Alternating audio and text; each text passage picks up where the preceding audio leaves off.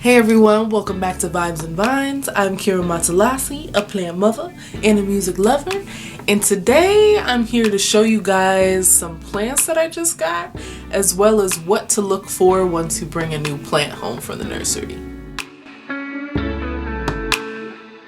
The first plant that I have is gonna be a Hoya Pubescens.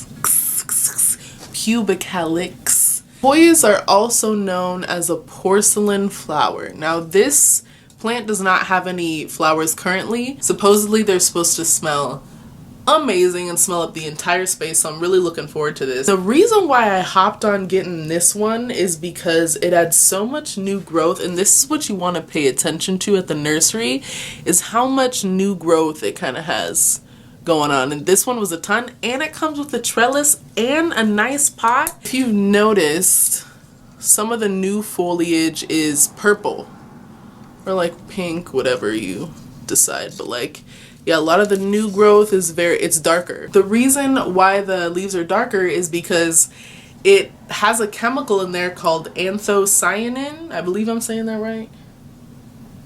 Yeah, anthocyanin. Anthocyanin is a natural chemical that is released in the plant to protect newer leaves or softer leaves in the plant from getting burnt from the sun or getting sun damage. So I thought that was pretty cool. And then once I figured this out about the Hoya, I was like, oh shit, this applies to a lot of other plants as well. So just know that fun tip when you look at your plants next time. On the level of how hard it is to take care of, I know I just got it, but I definitely say it's beginner to intermediate. It's definitely something you could figure out, but you're gonna have to work with this a little bit more than you would like a pothos. So yeah.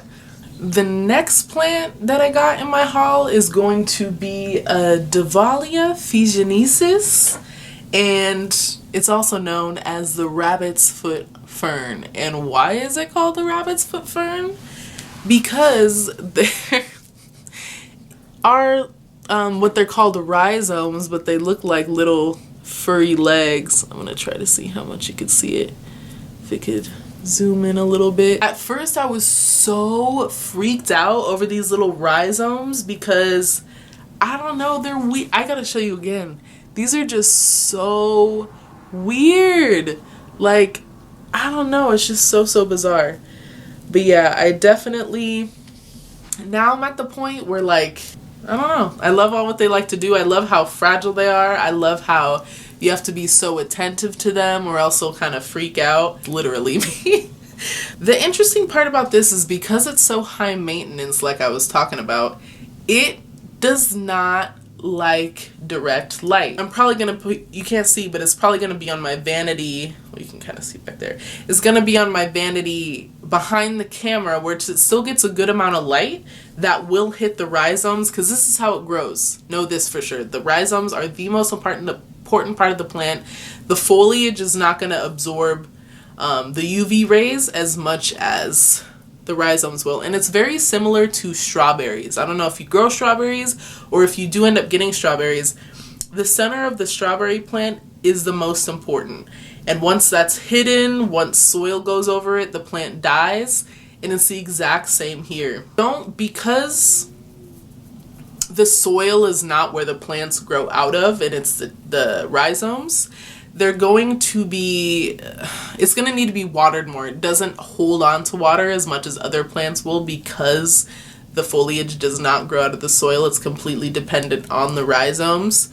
So I definitely recommend bottom watering this because, yeah, you just don't want to get these wet. You don't want to give these rhizomes any chance to rot because it's going to directly affect how your plant looks. Something interesting I did learn about the rabbit's foot fern was that it's very sensitive to air pollutants. And Kira, what do you mean by air pollutants? Well, I do mean tobacco, any probably resin that's on top of incense, and then a lot of synthetic candles. So definitely keep this in a place where well, you shouldn't be smoking cigarettes in your room first and foremost, or you shouldn't be smoking blunts in your room.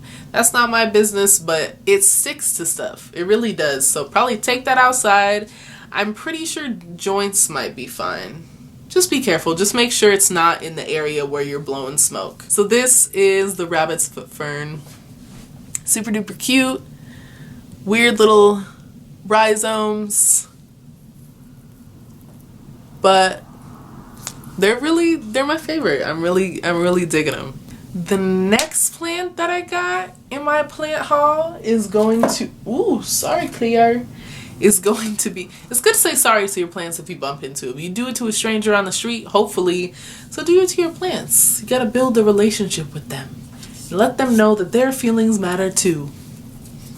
At least I think that's important. So, this isn't the only monstera. Just wait.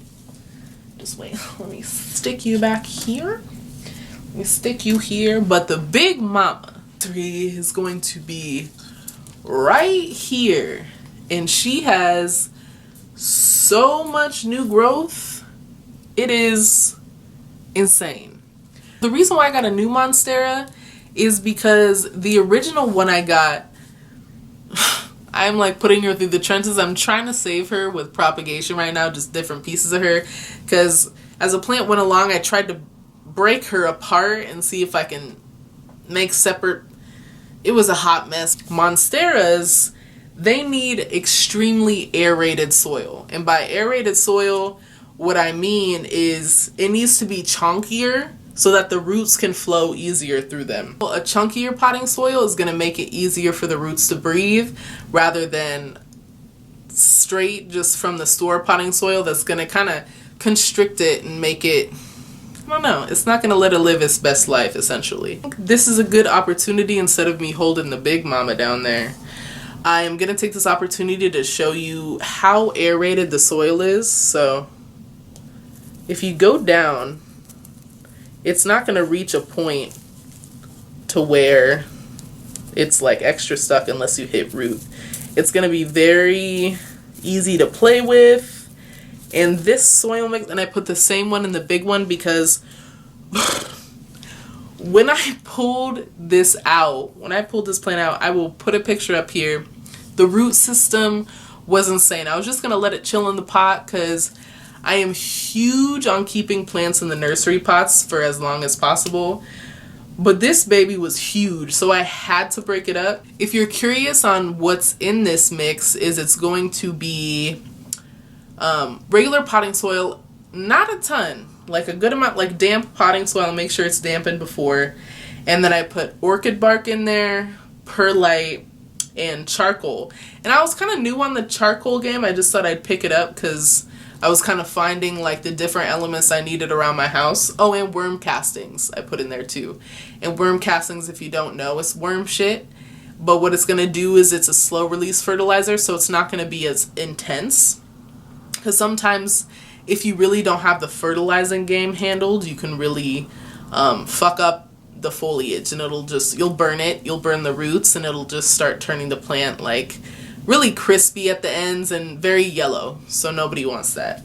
The next plant I got in my haul is going to be a Sansevieria, aka a snake plant, just like one of my favorites, Cleo. Here, oh my god, she has a new, because originally, just to give you an update on her, sorry, she's not part of my plant haul, but she has a new pup in there, and I'm so excited because I cut off, my eyes are bugging out, I cut out one of her pups before, and I was kind of like, oh damn, like I shouldn't have done it because it didn't take, I didn't let the roots develop long enough. But yeah, she grew another one, so super excited. Good job, Cleo. So proud of you. Okay.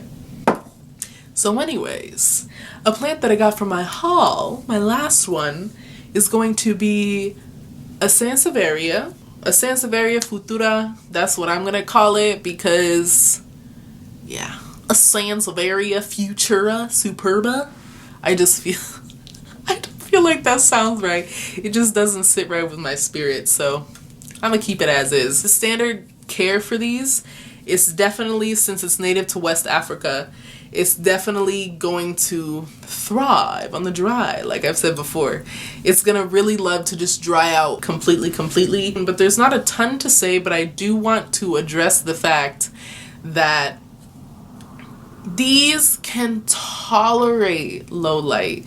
They can tolerate it, but it's not going to thrive. If you are kind of still looking at me like, well girl, I don't care, like I'm still gonna stick it in my where I want to stick it, like cool, that's good on you. You're just not gonna get as much of the pretty leaves, because look, this looks painted on. It is gorgeous. I just can't get enough of it. It really looks like someone just took different brush strokes. Now that I've shown you what plants I got in my plant haul, now I'm going to be showing y'all some stuff to look for once we bring those plants home. The first things to check for a new plant is going to be their root system. So this is a self-watering pot I got. This is like $7. Has nothing to do with what I'm about to tell you, but just if you're curious. So this, you can see it is busting out the seams. This is a Sansevieria futura. What you're gonna want to do if you ever want to check the root system is squeeze the sides first, so you're not just pulling the plant out by its roots, because that could really damage. This might be too. Woo! Okay. Okay, so this is okay now. It real looks like spaghetti. And yeah, that's insane. And once it starts to, you can see it's even taken, let me see, it took shape of the pot. So once it gets to that point, yeah, baby, it's time to repot. So that's exactly what I'm gonna do after this video. So if the roots were less developed, then I would definitely keep it in this pot.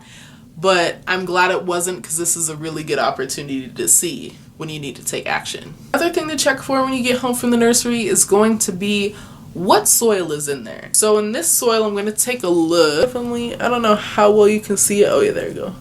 But it's pretty basic. It honestly just looks like coir and perlite in there. So it's very, very light, which makes sense because that does make for a good soil that retains a decent amount of moisture, but it's not going to waterlog it. So it really makes sense. So I'll probably keep this one really light. But why it's important to pay attention to the soil is, one, if it needs to be repotted soon, do you have the soil around that's necessary to keep it? Or if you knock it off a shelf, because shit be happening. I have done that. Never mind. So yeah, you should have some different mediums on hand once you figure out, you know, what your plant likes. But yeah, so check out the medium. Those are just a few things to look for with plants.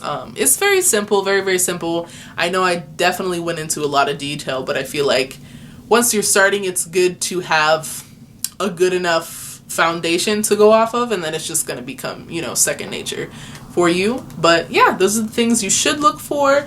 That's everything I got in my plant haul, so I'm super excited. I'm super excited to, you know, test my limits as a plant parent. I'm so excited to touch this rabbit's foot fern. I don't know. I love plants, man. It's really, everything's just an extension of ourselves, especially plants. I don't know if you're ready for that, but I'm gonna just give it to you. That's something to think about. Before I leave, thank you so much for taking the time out of your day to support me by liking, commenting, sharing, subscribing, hitting that notification bell, even if you just came here and are supporting and are viewing, period. Thank you so much for supporting, and I shall see you next week.